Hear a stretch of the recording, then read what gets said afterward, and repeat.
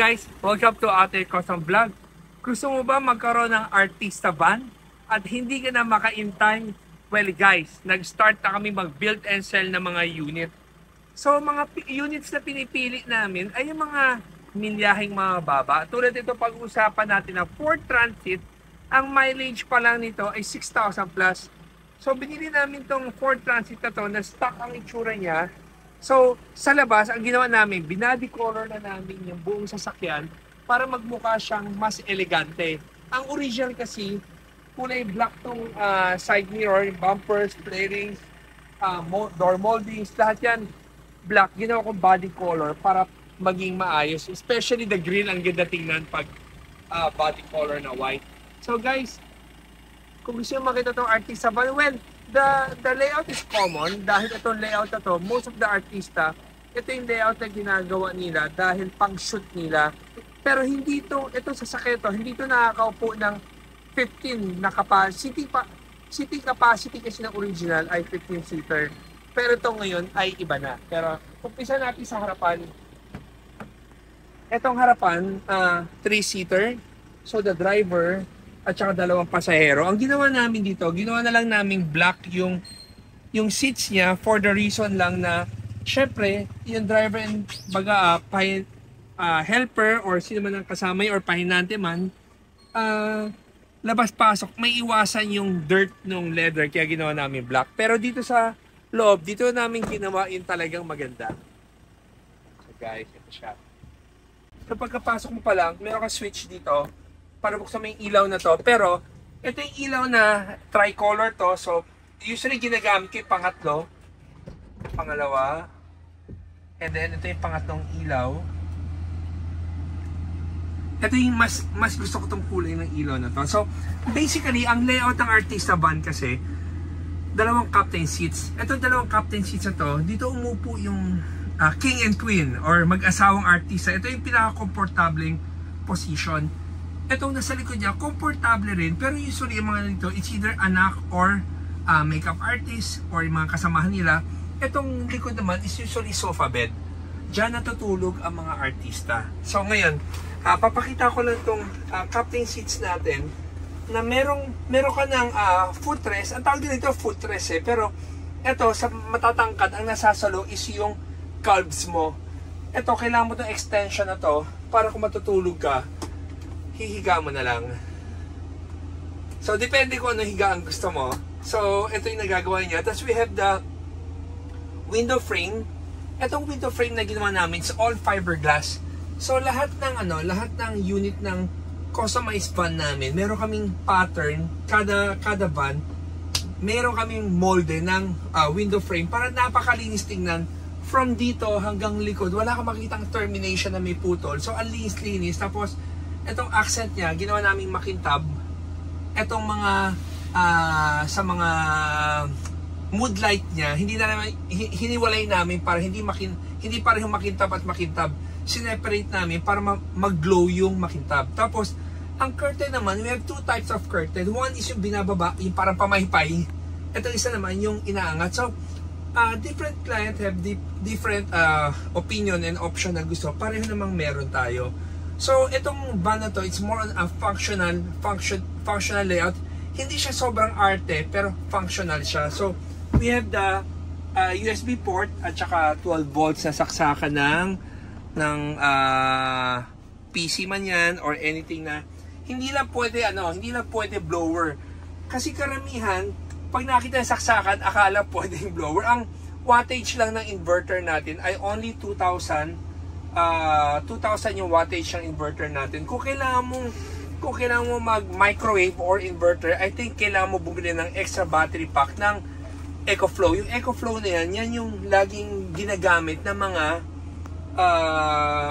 yung mga customer namin na gusto nilang magkaroon ng microwave or magsaksak ng blower. So, kung ibababa mo siya, may tatapakan ka na sa ilalim. Pag tinapakan mo siya, bababa na siya para mas malaki ang space nung legroom mo. So, kung nakaupo ka ng ganito, pwede mo pa siyang i-abante na sagad para pwede mo gamitin yung table. Pero, itong as is lang na layout na to, maluwag ka na dito at kung umupo ka sa likod, yan o, maluwag ka pa rin, no? So malaki pa rin pwedeng i-atras. So itong mga customized van or artista van na ginagawa natin, sinasayang talaga natin yung space sa loob ng van para maging komportable ang kliyente or ang may-ari ng van na to. So ito yung sofa bed natin, like kung demo, pero pag gagawin mo sofa bed, hihilain mo na siya, and then yan, magiging ganyan na. So kama siya, lalagyan mo na siya ng Eurotex comforter or anything, pwede mo na higaan. Tapos may nagtatanong, paano ako matangkad? So kung matangkad, naglalagay kami ng extra foam doon. Yung butas kasi niyan, sakto yan, pang maleta.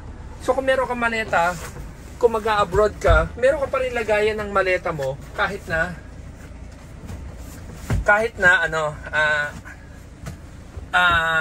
meron kang sofa bed. Pero kung matangkad, pwede ka maglagay ng extra foam doon para maging mahaba siya. So ito yung original height ng Ford Transit. Ang height ko 5'9". So pag nakatayo ako, ito 5'9". Pero pag dito ako, uuntog na ako. So ayan, pag 5'6 ka, pasok ka dito. Pero pagka 5'9 ka, hindi ka napapasok. So next, 5'9 ba o 5'10? Nakalimutan ko na eh. Anyway, ito naman yung toilet. Ito sa may toilet na to, ito yung bagong portalet na isa sa mga ginagamit namin.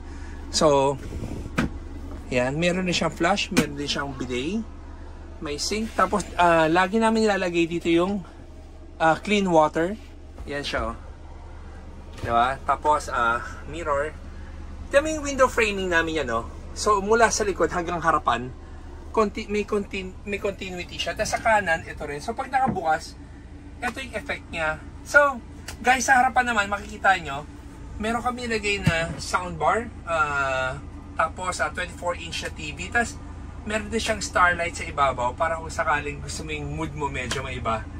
Ito siya. So guys, hindi ko na masyado pahabain. So we do build and sell. So sa mga taong hindi makaintay at gusto nilang mas makabili ng second hand na unit na medyo mas kampante sila, na mas sariwa, kami na ang pumipili ng unit.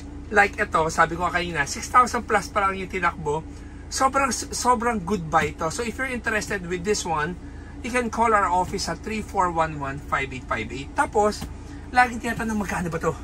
Usually ang unit na ganito is about 3 plus million. Ay, 3 plus million, some people will say, mahal naman. Kung bibili ka ng Ford Transit sa market right now, stock na Ford Transit is about 2.1 million. So kung kino-compute mo how much we charge a customization, ang lamang niya lang, itong customization na ginawa namin ay brand new na gawa. So some unit na nagawa na namin na nire-resell ng ibang may-ari, binebenta rin nila ng 3 plus million. Wala namang mali, okay rin naman yung mga nagawa namin before, pero itong binebenta ng Atoy Customs ngayon, lahat ng interior na ginagawa namin ay brand new gawa. So itong layout na to, ito yung may toilet. So ipapakita ko rin sa inyo yung ginawa namin isa pang unit na Photon, kasi para sa Photon meron din kaming H350 next week. Ipapakita na rin namin H350 namin na tapos na, halos ganito rin yung tsura, ang lamang lang mas mahaba, kaya may extra bench seat pa siya dito, pero halos ito ang layout niya na artista van. Yung Ford Photon Tuano naman na ginagawa namin doon sa isa na ipapakita ko sa inyo ngayon, to refresh lang, ito naman yung perfect siya sa mga family of 6, 7, 8 plus the driver. Pang 9-seater kasi siya, wala siyang toilet, pero ito yung tipong komportable lang. Sabi ng tao, nung iba, yung mga viewers natin, bulok daw sobra ang Chinese van na Photon. I would say, medyo, I don't like to agree, kasi sabi ko, ang tagal namin nagko-customize. Well, syempre, if you say Toyota talaga is different. Pero sabihin mo bulok ang Photon or Jack Sunray, hindi eh. Kasi most of our fleet, we have about more than 10 units na Jack Sunray. Ginamit na namin yung mga van namin. It runs almost more than 150,000 kilometers na. Buhay na buhay pa rin. So, kung i-compare mo lang yung Jack Sunray in the Hyundai H350, syempre, personally, I like the Hyundai H350 in terms of power, in terms of power and siguro the branding.